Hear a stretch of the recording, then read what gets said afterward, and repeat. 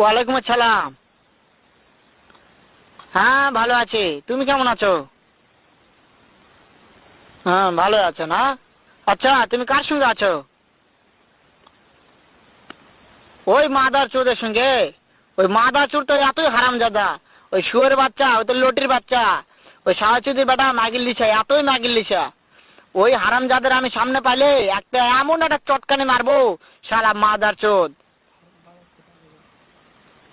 শুনো, তাতে কি আছে? ওই মাদার চোদ ওই জায়গায় আছে নাকি? ও আমার কথা সব শুনতেছে। ওই সাহাচুদির বেটাকে শুনে শুনে আমি বেশি বলবো।